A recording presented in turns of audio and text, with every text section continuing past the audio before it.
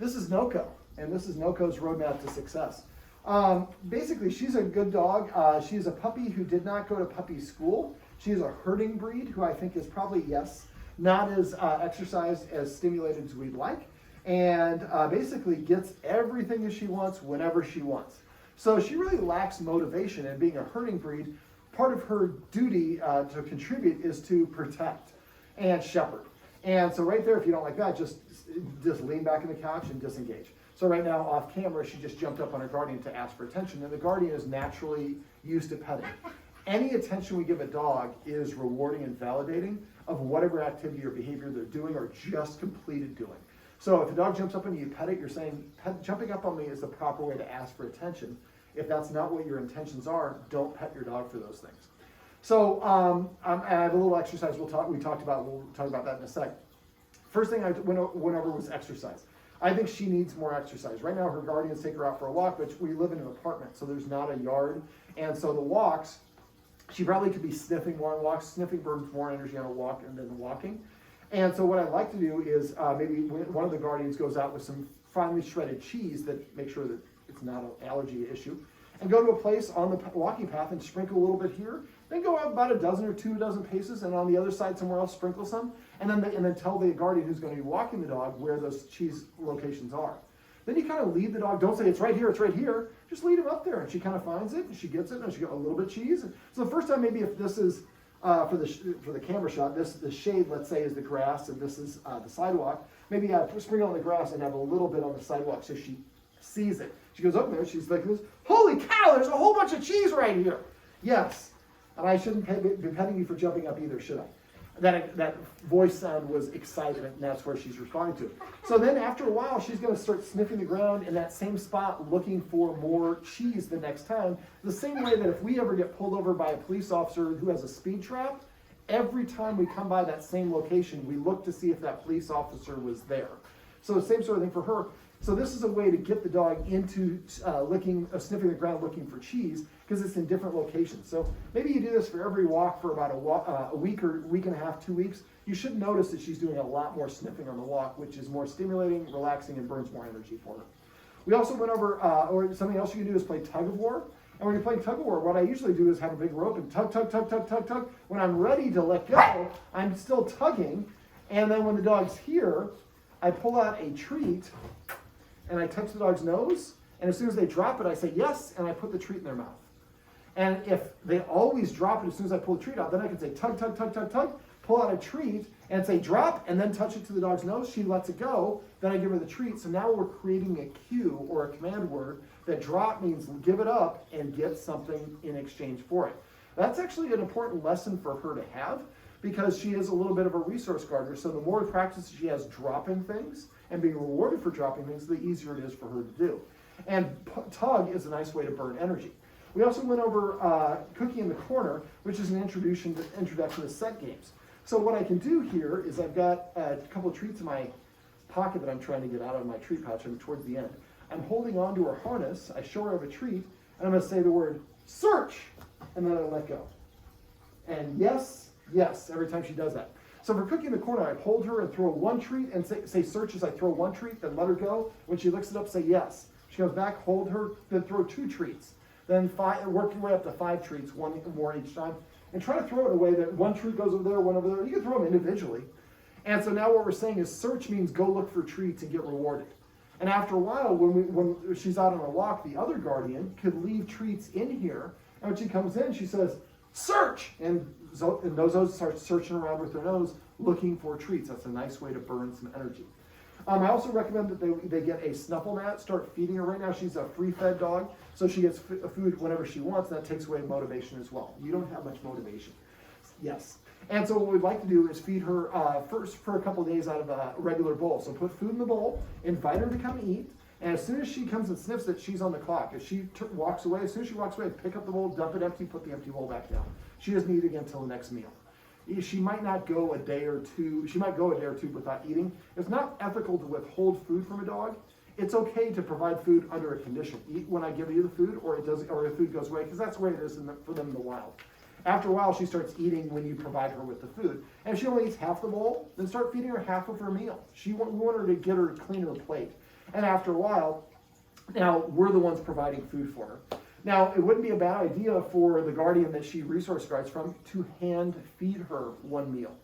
And so just grab a scoop of it, put it in here, and let her lick it out of your hand.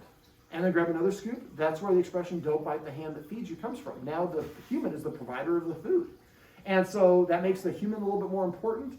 It provides more structure for the dog and helps the dog practice being a passive party to the deal. And so it would be really beneficial if you could try to do that like once a week, one meal a day for a week or two, just to get her kind of used to practicing doing that. And if you want to message me, I can share a video with you on how you can actually touch a dog while it's eating. Normally you don't want to do that unless you've conditioned the dog to do it. But if you're just feeding the food out of the hand, she should be pretty comfortable with that. And then eventually it's transition after when she's eating everything we give her, transition to feeding her out of a snuffle mat. And so now she's got to work for her food. That will increase her confidence, and it's a way of burning energy. You might also want to get an Omega Paw Tricky Treat ball. That's that orange ball that I showed you. So when you have guests or something, put some food in it and then nudge it around. Now if she shows resource guarding with that, then stop using that, and then you would do the same sort of thing. Pull it out, and then give it to her, and then do the same exercise that we have the video above. Let me see. So that's, and Google scent games. Cooking the Corner is showing you how to, throwing the treats is showing you how to introduce the concept of the cue of search means look for stuff. But there's a whole bunch of different games you can use, and if dog uses the nose, it's burning, it's controls 60% of their brain, and it burns a lot of energy. So if we can come up with, we let her sniff on walks, we use scent games in the house, we're feeding her out of a snuffle mat and an Omega Paw treat ball. There's also puzzles you can get. We're playing tug of war with her, and we're doing some training. That's going to help burn her energy. It's best done if she gets this exercise about every hour, hour and a half, every 2 hours, or as a precedent. If we know where somebody's going to come in and work on the cable box, well, she goes for a long walk first. Just make sure she has 10 minutes to recover before the next thing happens. Now, one of the guardians is the daughter of the family, and maybe did a little bit of teasing with her when she was younger, which kids have a tendency to do, and it might have created a little bit of some of these issues. Plus, she's a herding breed. So one of the things I have the guardian doing is what I call training for attention. So basically, I give her a clicker, and so she just walked around the place, and she just said, sit. As soon as the dog's butt hits the ground, she clicked and gave a treat, took a couple steps in another location, sit. The dog didn't sit. Within 2 seconds, so she walked to a third location. After that, dog just sitting and laying down and doing all the things that it knows how to do, because that gets me a reward. And now I'm practicing listening to that guardian. I'm practicing being rewarded for listening to that guardian. And so that practice is really beneficial. So every time you come home, I'd like you to grab about 20, I usually trick the Charlie bears, CHRLEE bears, and grab about 30 of those and walk around your place just asking for the different cues and commands. And click every time she does it, or say your marker word. By the time you're watching this, you should have already picked a marker word. If you haven't, pick nice, yes, good, or thanks, or bien if you want to use Spanish. And then every time the dog would do something you would click for, you would just say the bien or the marker word. And you would do the same thing of exercise I showed you how to do. So when you guys, maybe after I leave, pick whatever the word is. By the time you see this, you won't need it. But just say good, and then give the dog a treat. All the dog has to do is hear the word good and get a treat in its mouth in 2 seconds. Doesn't have to sit, lay down, or anything. You only do this once or twice. So grab about 20 treats, walk around your place, bien, or whatever the word is, and give her a treat. Walk to a new location, bien, treat. And then after a while, she hears bien, she's like, who's giving me a treat? And that's the whole point.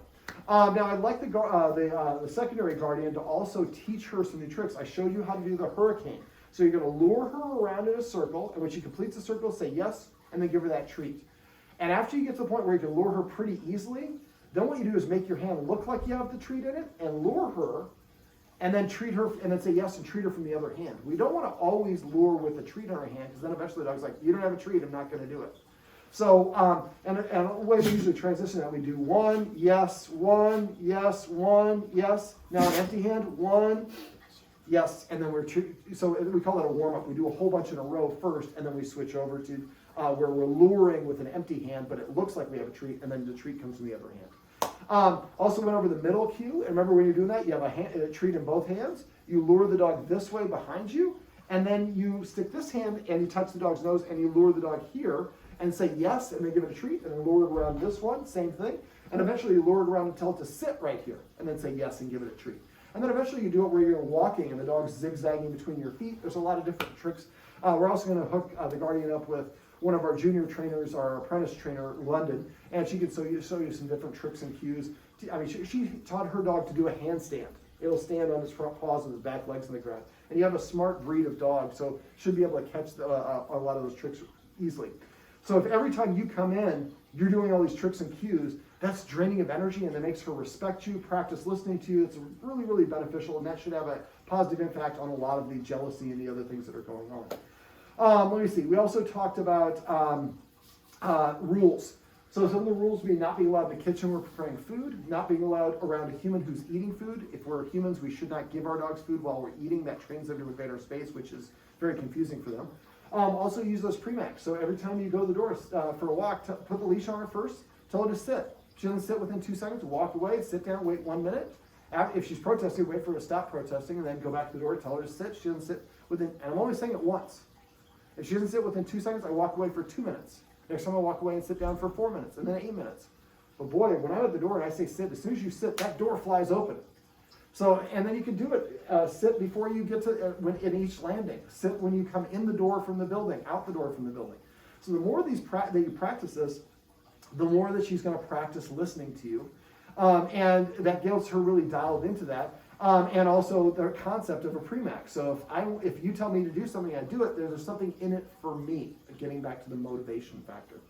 I also went over petting with a purpose and passive training. If you forget how to do those, message me, and I'm happy to go share a video when you're on it. But petting with a purpose is if you want to pet the dog, or the dog is demanding attention from you, you tell it to sit or whatever it is, and then, or unless it prepays for it. And then celebrating is when the dog does the thing on its own, we just say yes and pet it. Now, if I'm sitting here and somebody says, celebrate to me, I just say yes, and I pet the dog as fast as I can. Remember, you only have 2 seconds to pet or reward that dog. And I have videos for both of those if you forget how to do those. But if you get in a habit of both of those things, now the dog knows what it can do to contribute to the betterment of your group, and we'll start offering you those behaviors as opposed to the things that we don't like the barking and the jumping up and the resource guarding and all the rest of that stuff. I'm trying to think, what else? I think that's about it. Is there anything else you want me to go over? I believe we're going to have Claire come back over and go over the relaxation protocol. Now, for the relaxation protocol, Claire's going to explain to you, she's going to show you how you really break it down into individual steps, but because the dog does not like the guardian and the child embracing or touching, that would be something I would do once you get to the end of the 15 days of relaxation protocol. I would just do the same protocol, and I would put the dog bed right here, by the way. And then have mom sitting there, and I would have you both doing it, but you should do the relaxation protocol the most. And then basically you're going to walk back 1 step, walk toward her, and eventually you're sitting down on the couch, and then you get up and give her a treat. And then when you get to the point where you want to hug mom, if mom is right here, I'm going to sit down on the couch and raise my arm this far, then come back and give her a treat. And then raise it a little bit more, then come back and give her a treat. And if you raise it like this and she gets up or growls or says she's uncomfortable, then I would just maybe go sit on the couch and go like this. Or just this. Make your move smaller until you can achieve that smaller move and the dog is comfortable with it. And you do that 3 or 4 times, then you go to the little bit of a bigger move, a little bit. And eventually you sit down on the couch, you give mom a hug, then you get up and go give the dog a treat. And the dog's like, I like it when mom gets a hug because that means I'm about to get a treat.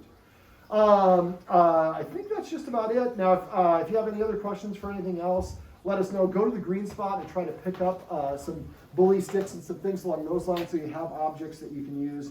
If you need to do a little bit of that resource guarding. But remember, when the dog is getting a bone or anything that might be a resource guard or a situation, have that leash tethered underneath there, have her there so that you're ready to do that. And every time it happens, make sure you go grab some treats and practice approaching, tossing that treat, just as we talked about in the video above. Nozo. Noko, sorry, I want to say Nozo. Noko, sit. Yes. This is my buddy Noko, and this is Noko's roadmap to success. Remember, everything you do trains your dog, only sometimes you mean it.